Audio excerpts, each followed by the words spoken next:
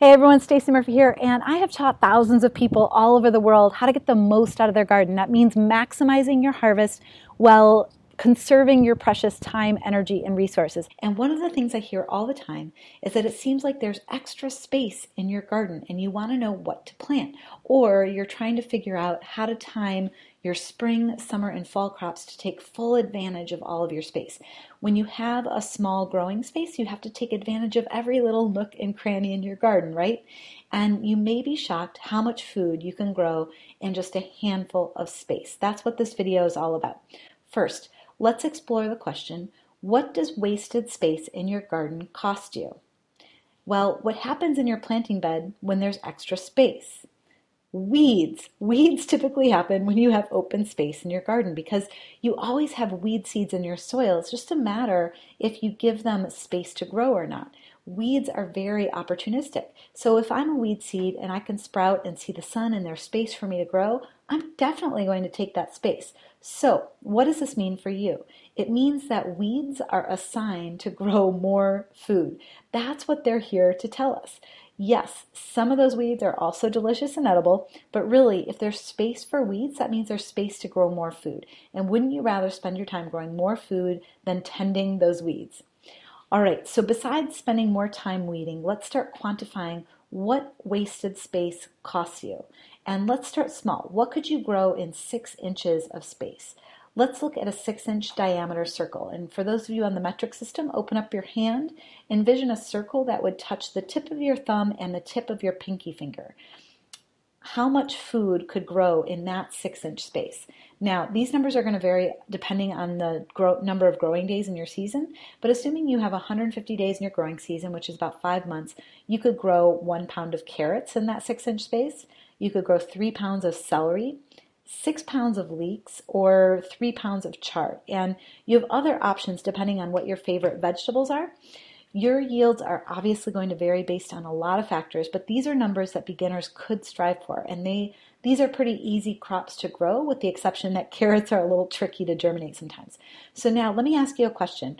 How many 6-inch spaces are available in your planting beds?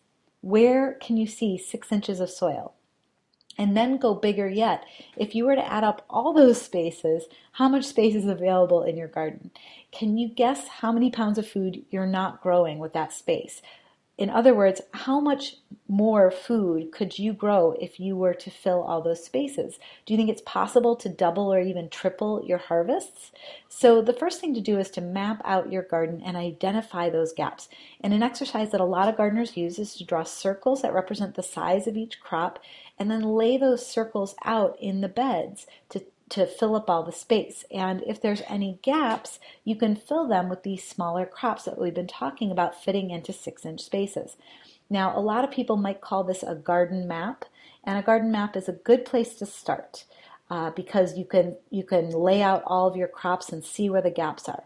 But if you try this, you're going to quickly notice 2 major drawbacks to using just this one tool to plan your garden for the season. And the first drawback is that circles represent the crop at full maturity. So I put down a 12-inch or an 18-inch circle on the drawing for my tomatoes, depending on which variety I'm planting. But when that tomato is still a teenager and it's small, there's lots of other soil space all around that plant that could be filled with other food. And also when the tomato is older and the roots are growing deeper, and if I've pruned it well, there's space underneath that tomato plant to grow basil, parsley, carrots, etc. So that's the first major drawback to a garden map, is that there's more space than you realize around that plant in its lifetime. So the second major drawback to using just a garden map to plan your season, well, let me tell you a little story. I plant my spring garden, I pack in all those plants, I use up all the space. Then about 28 days later, my radishes are ready to harvest. I pull them out. And then my lettuce heads and my spinach are ready and I pull those out. Then it gets hot and my peas are done, so I pull them out, etc., etc. And all of your vegetable plants mature at different rates. They're ready to harvest at different times. And this is a great thing because that means you always have something new to eat, right? But this makes it challenging to have a clean slate to plant the next round of crops. And it's hard to continue to draw those garden maps for each day of the season. So look at all the open space that opens up at different times throughout the season. So it's not just about how much can you grow in 6 inches of space that you may be wasting between crops, but how much space do you have available throughout the whole season as that space opens up? And how do you time your crops so you're always harvesting something new and no space remains open for more than a couple days? So while a garden map idea is helpful, it's not the whole story. And you would drive yourself crazy if you try to draw the whole season out this way. You're going to find yourself needing a better tool. And luckily there is a better tool that helps you visualize the whole growing season. Doesn't matter whether you're a gardener or a farmer, people call it a crop plan. And a crop plan will maximize your space for the entire growing season, not just one singular planting.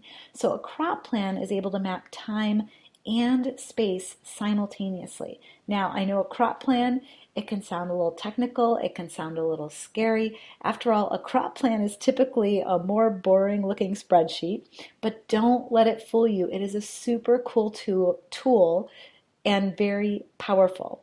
Now, just one of the things it does is map time and space for each crop. So each row of a crop plan represents a crop being planted. There's a visual calendar that shows when exactly it will be planted, when exactly it will be harvested. So then you can see exactly when there's space for something else to grow. Now, it takes an afternoon or a day to complete your crop plan, depending on how big your garden space is.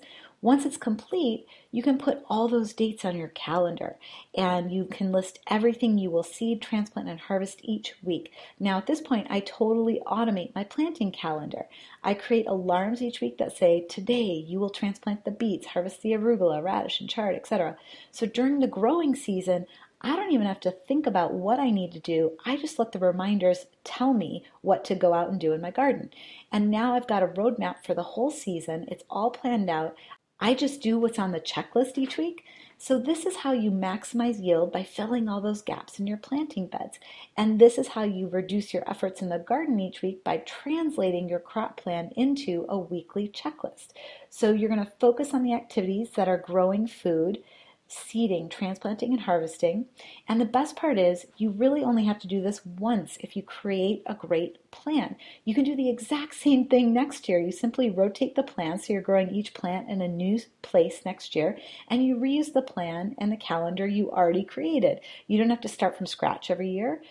You just create a robust and awesome crop plan and reuse it. That alone saves me so much effort each and every year. Think of what else you could do with all that time. Maybe make some sauerkraut, right? With all that cabbage you're going to be growing. So a crop plan is kind of like having autopilot for your garden or a GPS system. It tells you exactly what to do. And because you do the same thing each year, it takes less and less time as you get used to the plan. If you want a shortcut creating your plan, simply grab my video training below. It includes my done-for-you templates, so you can try my crop plan on for size. And I've taught hundreds of people all around the world how to take these templates and adapt them to their specific growing conditions. So this can work for you wherever you are.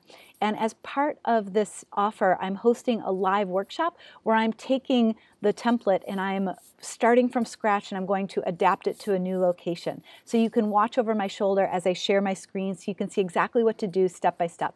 And my templates are modular. They're for 100 square feet or 10 square meters if you're on the metric scale. And you can just scale them depending on how big your space is. So click the button for immediate access to this video training and all my templates. And I look forward to seeing all the things that you're going to grow this year, your most abundant harvest yet.